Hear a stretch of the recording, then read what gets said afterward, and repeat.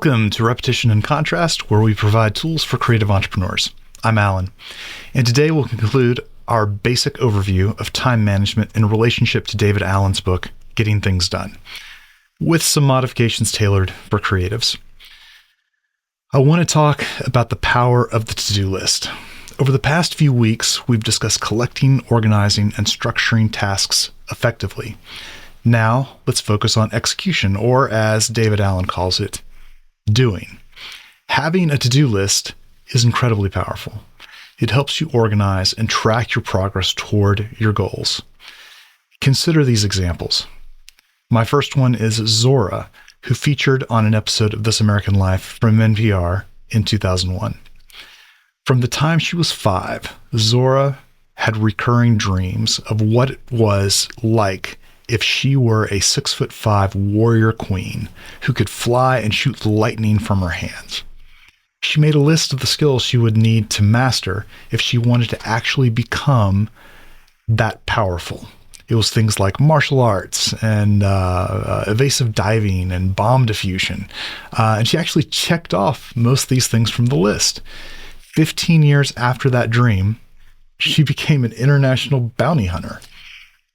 Another favorite example is the author Neil Gaiman, who didn't have a career goal, but famously claimed that he had a list of creative accomplishments that he wanted to do: writing a comic book, a novel for children, a novel for adults, an episode of Doctor Who, and he simply checked them off one by one.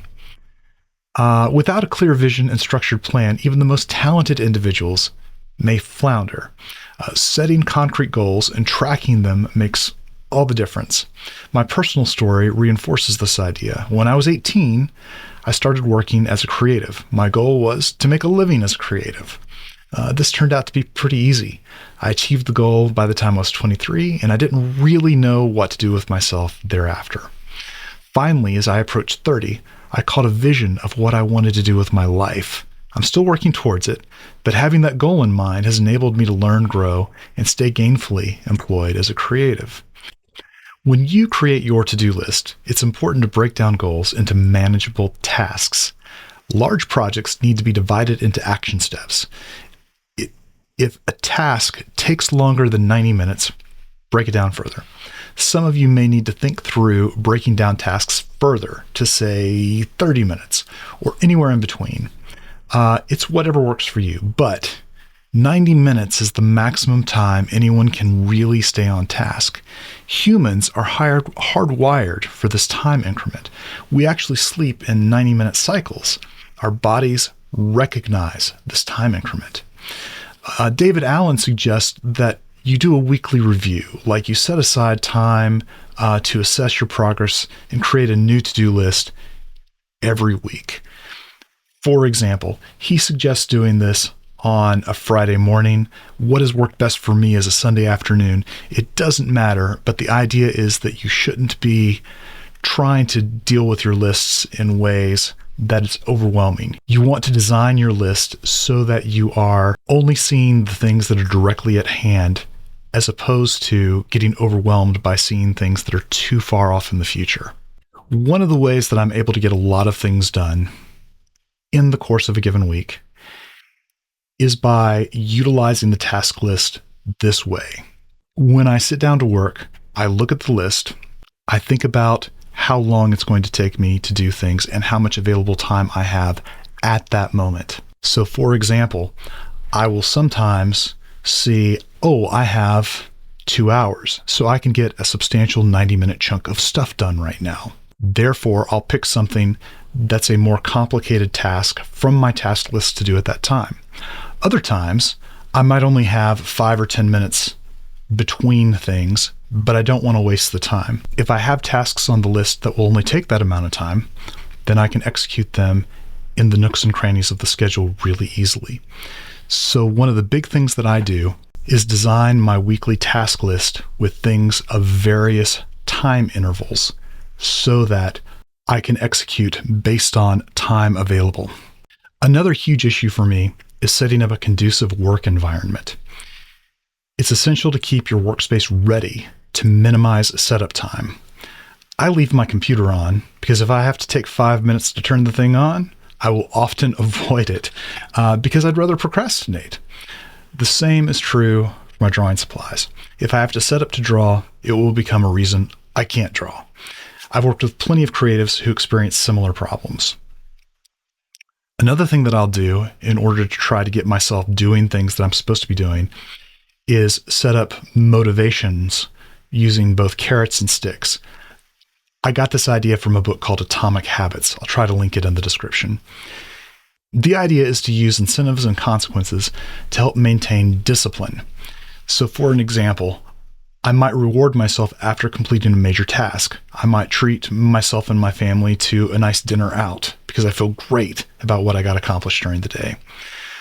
Conversely, if I fall behind, I might go to bed early and start work early the next day because that way I know that I'll get more stuff done starting earlier. Build sustainable habits. If you're struggling to focus for long hours, start with small increments. 20 minutes a day can grow into hours over time if you build into it correctly. I set a goal for myself regarding my guitar playing a few years ago. I wanted to learn how to play in a new style. Specifically, it was traditional Irish music. When I first sat down to try, it was so hard to do anything that I couldn't work on it for more than 10 or 15 minutes at a time without just feeling overwhelmed. Now I'm up to the point where I can practice for a solid 90 minutes and play for much longer than that. There is a difference between playing and practicing, and I look forward to talking to you about that in a future video. There's also a thing that happens where sometimes you just don't have any energy, and occasionally it's fine to take a break and recharge. I will sometimes sit down to work and realize that I just don't have any energy for it, and so I'll just leave and go do something else and then come back to it. However, frequent procrastination indicates a deeper issue, perhaps a lack of passion for the work itself. You are what you do. If you spend your free time playing video games, you're a gamer. If you use your free time to play basketball, you're a basketball player. If you spend your free time baking, maybe you're a pastry chef. If you spend your free time writing screenplays, you're a filmmaker. Success in creative fields demands sustained effort over years. Many aspiring creatives fail because they wait for external validation. Being a professional creative requires dedication even when there's no immediate payoff. I've seen students succeed by putting in the effort and others fail by doing the bare minimum. Hard work and persistence separate professionals from dreamers. Angela Lee Duckworth gave a TED Talk in 2013 where she described teaching math to 7th graders in New York public school. She quickly realized that IQ wasn't the only thing separating successful students from those who struggled. She believes grit was the greatest predictor of success, and that is exactly what I have seen in my years of teaching creatives. Final thought. Time management is a skill that enables creative success. Set clear goals, break them into manageable steps, and develop habits that reinforce productivity. Your future self will thank you.